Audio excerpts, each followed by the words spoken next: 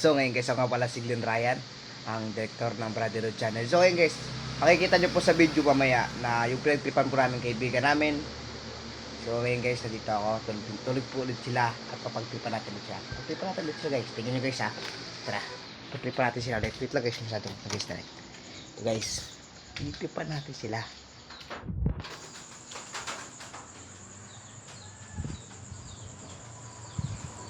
Makikita nyo guys, makatulog sila guys.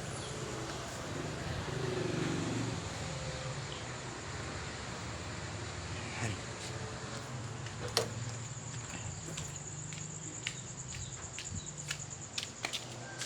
Yan guys, nakita nyo na, nakatulog na tulog pa sila. So, pakita natin. Sorry guys. Kaya parang ipay na natin guys. Parang hindi pa rin tapat. Yan. Yan. So guys, sa dumaba yung buko okay na. Tapos may tama pa ako guys. So ngayon guys, ako nga pala ang nagbablog ngayon mag-isa dahil sila tulog.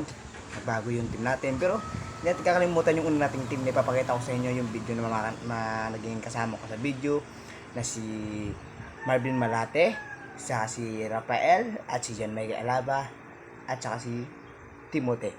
Papakita ko sa inyo guys yung mga kasama ko noon sa Brotherhood na ngayon ay medyo nagkawatak-watak din kami dahil alam niyo na mayroong konting difference lang naman na pero maayos din naman po namin to.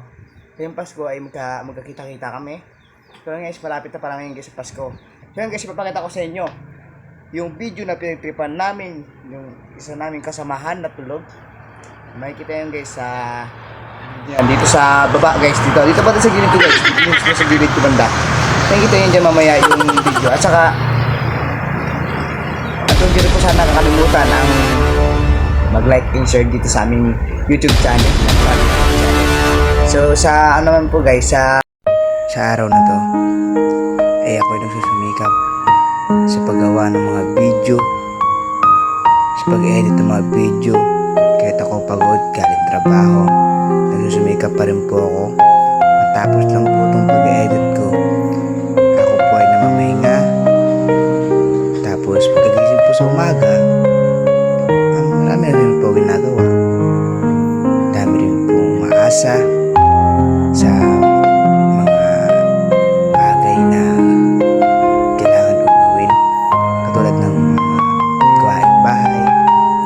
Dito po ay natututo din po ang makisama sa bawat tao. Sana maging proud kayo sa akin. Sana sa lahat ng mga supporters ko at saka sa mga subscriber ko dyan. Sana po lahat ng mga TikTok na mga edit ko, mga video, mga hugot. Nasali po guys lahat ng video na aking ginawa. Ako po kasi nag-edit guys. Ay nag-take po kami ng taping, mga video ng taping kami. At sa mga lugar isa, sa Bitong, sa Bisan po Bitong din. Dito po sa Balaraw. At dito po ako sa Bisan dito pa sa dito ko. Nagkakaroon lang kami sa pagkakaroon ko, hindi pa lang nagkakaroon namin ng subscriber. Ako po mahirap. Hindi ako na subscriber na tatambahin ko kayo kalatan sa mga lugar nyo na laptop niya. Ako kasi, namin ko na dati ko akong sandalo. Masigulo ko ako sa amin ko, masigulo ko. Pero pag-isipan ko na, ayos mga yung pag-guys na walang sa dito. Walang tawag ko, tapos parang hindi nakatanga na.